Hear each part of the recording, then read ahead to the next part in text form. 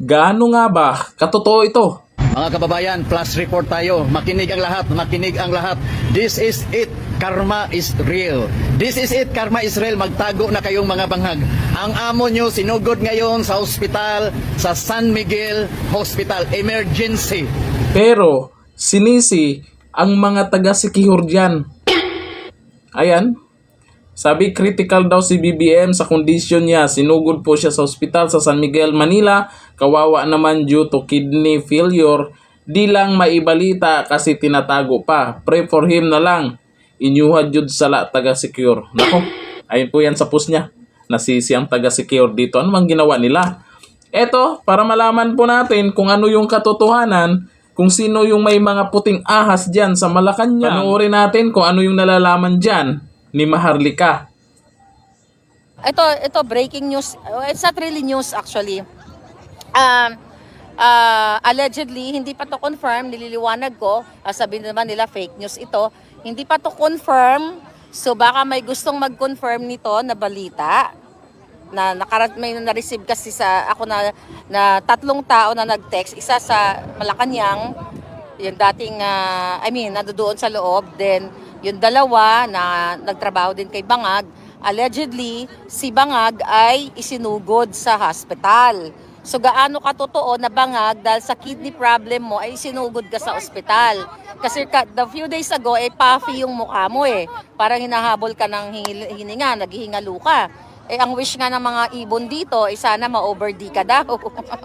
May mga ibon bumulong. O, di ba? Ang wish nila. Di ba, Palangga? Yayakapin ka daw niya. Di ba nga?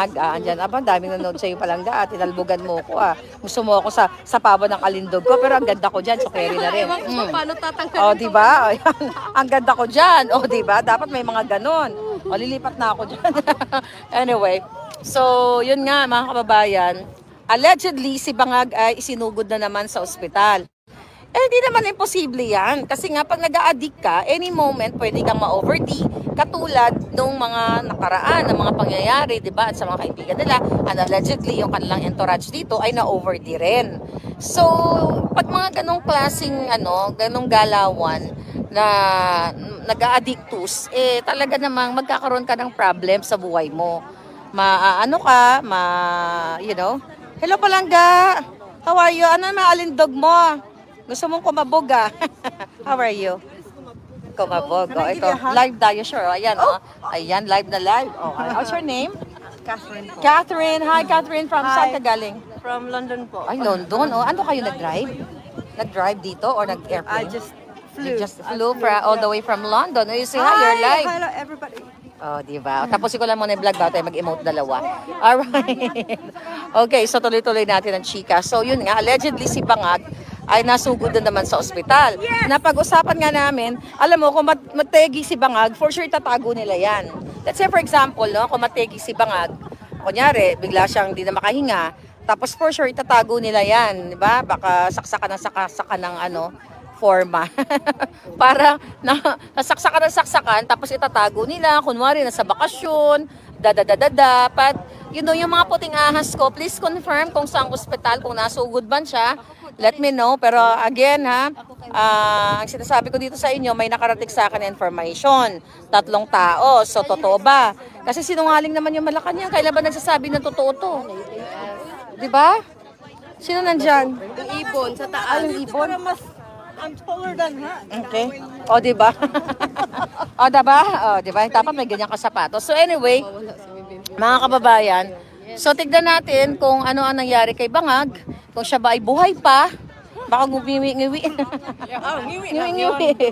Oo. Ang dami kasing, alam nyo, tignan nyo yung mga gumagawa ng katarantaduhan sa bayan. Inaaratay na sila ngayon. Diba? Ang daming mga inaaratay ngayon. Kala nila maluloko nila tayo eh. Wala. YouTube. Wala tayong filter today. Si Palangga may filter, ang kapal ng lipstick ko doon. Paano kaya tatanggalin, madam? Hayaan mo na, pagbigyan mo na. Oh. Para magbuka ako dyan, retokada. Shout out na sa ating 120. Ay, 100. On TikTok yan? Yeah, Ano to? 100. Ang ganda ni Madam. Oh, di ba? Sila nagsabi niyan, wala tayong filter. Siya lang ang may filter. Madam Oh. Marlica daw, ano daw masasabi mo sa mukha ni Bangag na namaga kasi mukha niya parang namamagana. Ayun na nga, sino nagsabi niyan? Tabasa yung pangalan. Oh, Ikaw lang sapat na. Oh. ikaw lang, sapat na. I love you, my dear. Ayun na nga, dinadakta ko ngayon. Allegedly, na ospital. So, hindi natin alam kasi kahit kung ma-hospital man yan, hindi naman nila aaminin yan. Tignan mo kasi Satanas, nagpatusok ng kung ano-ano. Ano ang sabi niya? Nadapa siya sa pavement. Tapos may allergy ang gaga. Itinuslok naman ni Dr. A yung kanyang feslak. Oh, saan ka? Paano paniniwalaan yan, right? Paano mo pa maniwalaan yan Palangga? So, sana hindi sana liwanagin, hindi sasabihin ng gobyerno ni Bangag kung na-hospital siya o hindi. Puro pagsisinungaling talaga lahat yan. Ang tanong, totoo kaya yan? Pero napansin natin itong nakaraan at napansin din ng isang doktor na namanas si Donyor. Isang doktor po yung nakapansin. Nagawan po natin ang video yan. Nang sabi ng isang doktor na kailangang magpa-check up na. At ito, matapos yun, mga ilang araw lang, ito yung nabalitaan. At ayon kay Maharlika, hindi pa naman daw confirm.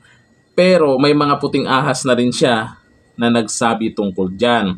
Ito namang iba, sinisi yung mga taga Siquijor. Anong mayroon ba kasi dyan sa Siquijor?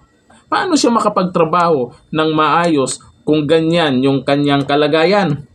Dapat na bang palitan? Comment down below dyan. Hanggang dito lang. Thank you. Bye-bye.